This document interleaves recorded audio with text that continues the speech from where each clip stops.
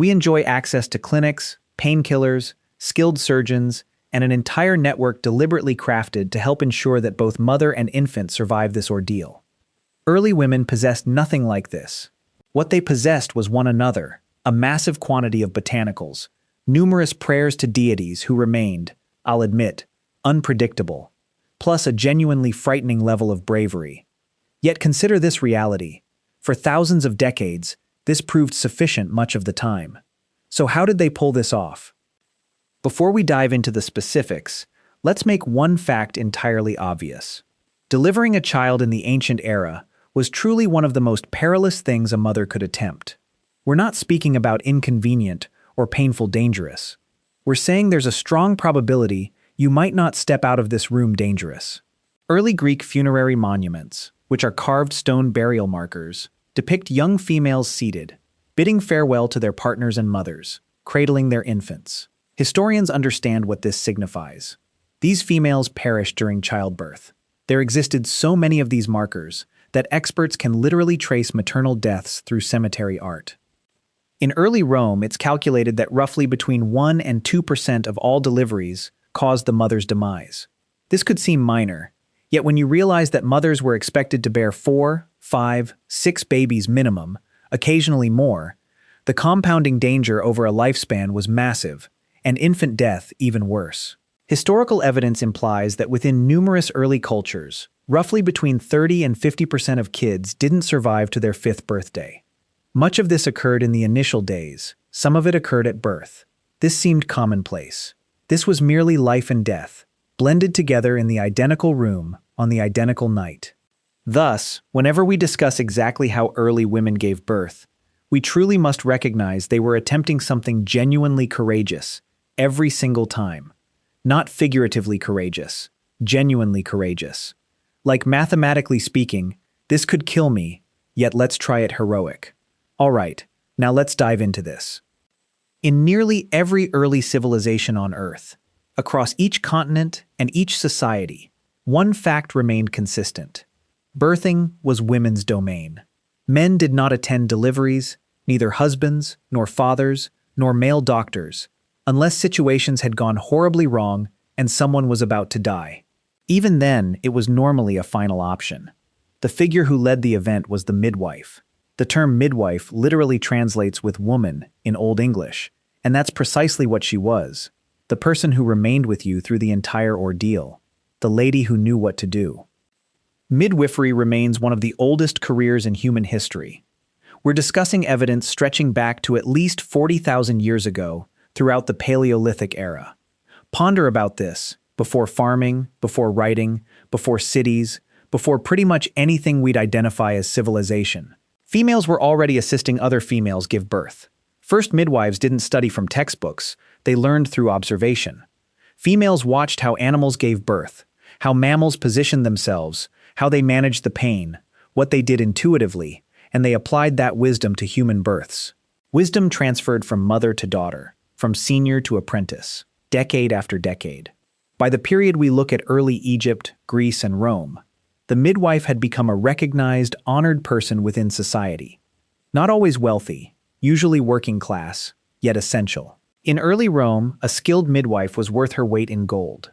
The Dr. Soranus of Ephesus, one of our finest sources regarding early gynecology, authored an entire guide titled Gynecology in the 2nd century CE, and in it he details exactly what the perfect midwife should be like. She must be composed, she must be alert, she must possess small hands, incredibly vital, as we'll discuss. She must be trained in theory, not merely practice. She must learn about herbs and remedies. She must never be superstitious. She must never be terrified. She, moreover, Soranus advises, must remain sober, which suggests that not all of them were. In most early societies, a mother did not give birth in a clinic, naturally, yet she also, surprisingly, frequently did not give birth in her own bedroom. In early Rome and Greece, deliveries frequently occurred in a specialized room within the residence, sometimes the cubiculum, a personal chamber specifically arranged for the occasion. The space would remain warm, softly lit, and packed with the females who would assist. Female relatives, intimate friends, the midwife, and occasionally her assistants. In early Egypt, researchers have discovered proof of dedicated birth houses, compact buildings connected to shrines where sacred births of deities were illustrated on the walls through intricate carvings. Whether average Egyptian mothers utilized similar specialized buildings remains debated, yet the symbolism tells us everything. Birthing was holy enough to warrant its own space. In early China, the mother was normally restricted to a particular room of the dwelling for a month before and after delivery, a custom still mirrored in modern Chinese postpartum traditions. The concept was to keep her cozy, sheltered from breezes, and separated from anything that could bring bad luck. Throughout the early world, there existed also a strong focus regarding spiritual defense of the birthing space. The chamber would be arranged with particular prayers, ceremonies, talismans, and offerings. In early Egypt, the deity Taweret, a frightening-looking entity with the torso of a hippo, the tail of a crocodile, and the legs of a lion, remained the guardian of pregnant mothers and childbirth. Figures of Taweret were positioned inside birth rooms, charms were worn. She was summoned during labor. And frankly, if something that resembled a hippo-crocodile-lion hybrid was watching over you while you gave birth, you'd probably feel safer too. At least nothing else inside that room appeared scarier than the decoration. In Rome and Greece, mothers prayed to Juno Lucina, the deity who brings to light, meaning she helps guide infants into the world. Diana was also summoned, Artemis, Hera.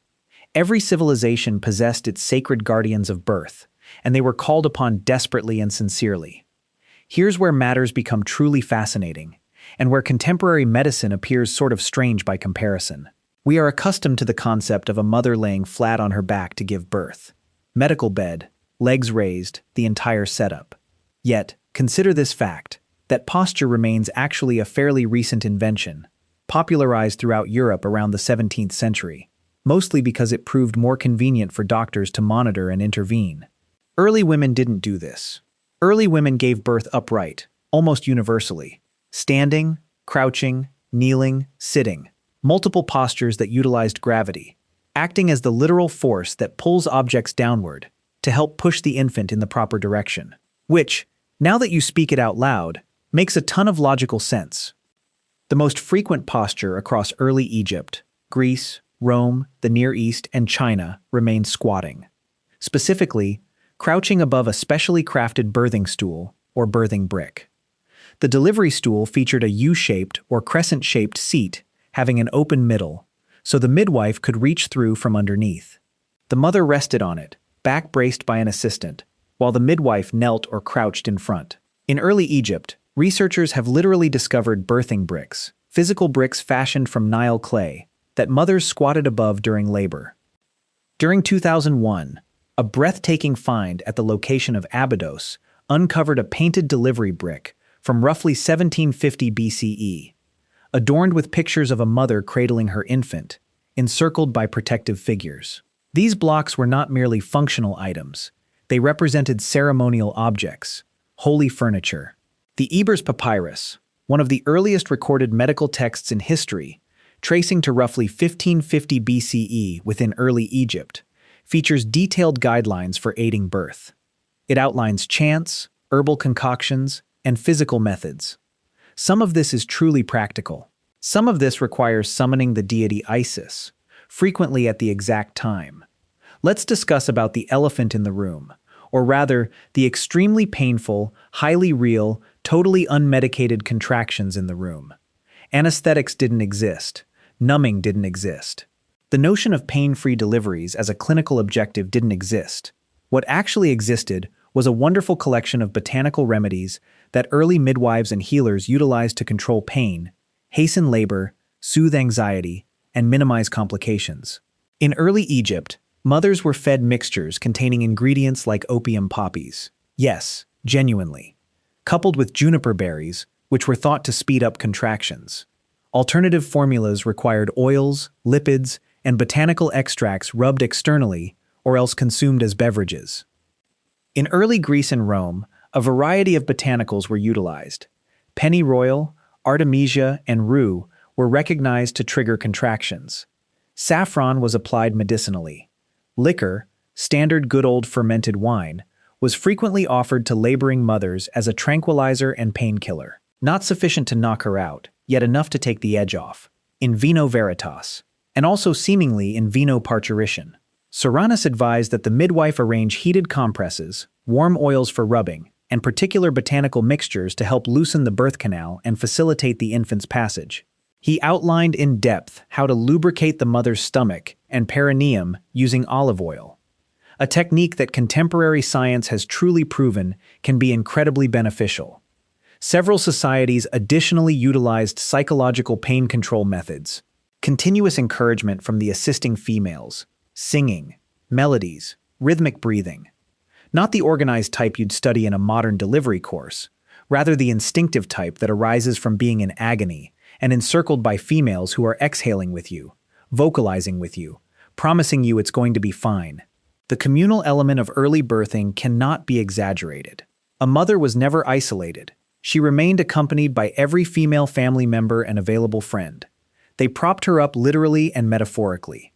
They murmured in her ears. They shared with her tales of other deliveries going well. They reminded her about her personal resilience. There's something profound there. The space packed with females, the mutual experience, the unified feminine wisdom that contemporary medicine is only recently starting to uncover through the growth of doulas and group prenatal care. Not every delivery proceeded flawlessly, and the early era had to manage emergencies that nowadays would be treated by utilizing C-sections, forceps, or similar surgical instruments, none of which existed in their current forms. The most terrifying issue remained an infant in the incorrect posture. An infant that's breech, rump first rather than skull first, became a death sentence potentially for both mother and newborn.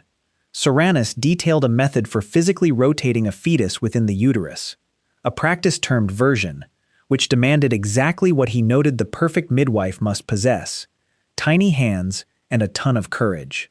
This remained not a delicate procedure, yet it succeeded frequently enough that expert midwives were expressly sought out regarding their talent to execute it.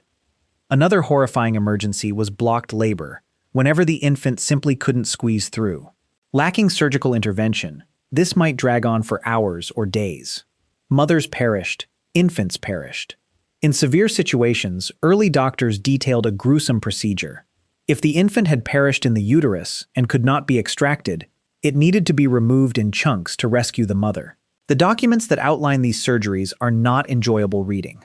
They appear highly exact, highly clinical, and profoundly sobering. Healers were trying the best they could with what they possessed. What they possessed was steel courage and incredibly sharp tools. Caesarean sections, in the contemporary meaning, were not executed upon living mothers in antiquity to rescue both lives. The operation existed in a separate format. Roman legislation actually mandated that an infant be extracted from a deceased mother before internment to attempt to rescue the child. Several early legends and spiritual stories depict figures being delivered via C-section, the Chinese mythological hero Da Yu, numerous Roman and Greek semi-divine characters. Yet as a routine clinical operation executed on breathing mothers, this arrived much later. Among all the early societies, Egypt remains arguably the most remarkable regarding aspects of structured women's health care. Egypt possessed medical academies connected to shrines, and several of these academies accepted females. Female healers, female doctors, female midwives, all recorded in Egyptian archives. The Lady of Life designation was awarded to certain female practitioners. Their understanding of anatomy, their application of botanical remedies, their record maintenance, all of this appeared exceptionally advanced for the period. The Kahun Papyrus, dating to roughly 1825 BCE, remains the earliest recorded gynecological text in human history. It handles pregnancy testing, fertility, birth control, and complications during labor. One exam for pregnancy required positioning an onion or garlic clove near the female's cervix overnight. If her breath reeked of it by sunrise, she was not expecting. Did this succeed? Never. Is it one of the most unforgettable clinical guidelines ever documented? Undeniably, yes. Egyptian mothers additionally had access to shockingly efficient types of contraception, featuring a suppository crafted from crocodile feces, honey, and natron.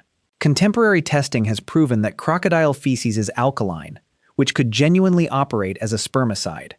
Early Egyptian females utilized crocodile feces spermicide. Let that statement completely settle. In early China, the custom of zuoyuezi, resting the month, enveloped childbirth using an intricate framework of postpartum treatment. The concept held that delivery drained the mother's core energy, or qi, meaning that an intense month of relaxation, particular meals, heat, and seclusion, was mandatory to heal her. Throughout labor itself, upright postures were standard. Chinese clinical scrolls from the Han Dynasty forward detail the application of botanical drugs to trigger contractions, alleviate agony, and halt bleeding. The structured arrangement of Chinese healthcare ensured that these techniques were documented, evaluated, and improved across decades in ways that matched anything occurring in the West. Midwives within China were originally casual neighborhood figures, seasoned females who had delivered babies themselves and helped others. Over decades, especially throughout the Song dynasty, more official acknowledgement and expertise emerged. The wisdom was transferred inside households or local villages, and numerous customs that appear traditional nowadays possess origins tracing back thousands of years. The delivery itself was merely the start. In nearly every early society, what occurred directly following the delivery proved as ceremonial and meaningful as the delivery itself. In early Rome, the infant was positioned upon the dirt. The patriarch, who had been lingering outdoors this whole duration, likely incredibly nervous, was brought inside. He would inspect the infant. If he raised it upward, he claimed it as his and accepted it into the household. If he refused, this highlights a grim aspect of early existence. Babies who were considered overly frail, overly tiny, disabled, or merely undesired owing to poverty, or because they represented the incorrect sex in a society that prized males, were frequently exposed, left outdoors, discarded. This remained lawful. This seemed widespread. And it remained a reality that early midwives, early mothers, early families had to endure. In early Egypt, the initial minutes following delivery were packed with specific ceremonial actions. Severing the umbilical tether according to designated techniques, swaddling the newborn in particular textiles, chanting specific prayers. Tawaret and Bes being a dwarf god who acted as guardian of homes and toddlers, illustrated wearing a fearsome scowl purposefully to frighten away malevolent ghosts, were both worshipped at this instant. In numerous early societies, the placenta was handled with tremendous reverence. In early Egypt, the ruler's placenta was awarded its personal flag, its personal hieroglyph, and was paraded during ceremonies as a type of regal twin. The Maori tribes of New Zealand interred the placenta within the dirt. The term for earth and placenta in Maori remains the identical, whenua. The bond linking delivery and earth, linking the flesh and the dirt, was not figurative. It proved literal. Here's the point that hits you whenever you read through all of this. Early women were not defenseless. They were not clueless. They were not merely suffering something they didn't comprehend. They possessed thousands of years of gathered wisdom, transferred from female to female, village to village. They comprehended anatomy, not always using terms we'd utilize nowadays, yet practically. They grasped botanical healthcare. They recognized the significance of heat, of posture, of emotional backing. They were practicing science before science possessed a title. They were performing healthcare before healthcare required a permit. True, they suffered greater death rates. True, they possessed fewer instruments. True, situations went wrong in manners they couldn't repair. Yet the essence of what they were doing, guiding a mother through one of the most extreme physical trials a human frame could endure, utilizing every tool available with skilled hands and profound knowledge. This remains not so distinct from what a trained midwife performs today. Contemporary obstetrics didn't emerge from nothingness. It rested upon a bedrock of early wisdom, early techniques, early females who paid attention and recalled and shared what they absorbed. The midwives of early Egypt, of early Rome, of early China, they represent the remote forebears of every delivery expert operating nowadays. And every mother who has ever delivered life in any century, in any nation, under any conditions, she enters a lineage stretching back 40,000 years. That's not trivial. That's everything. We conclude where we started, with a mother inside a room, encircled by fellow females, performing the most primal action a human form could accomplish. The machinery has evolved. The survival statistics have increased drastically, splendidly due to science and medicine and decades of grueling effort. A mother giving birth inside a contemporary clinic enjoys access to procedures that would have appeared like actual sorcery to Cyrannus of Ephesus. The fatality rates that previously characterized childbirth have dropped to nearly zero across numerous regions of the globe, and still some aspects haven't shifted. The terror, the agony, the optimism, the room packed with individuals who cherish you. The instant when a fresh life emerges and everything becomes noisy and then inexplicably silent. Early females recognized that instant. They existed for it. They perished for it.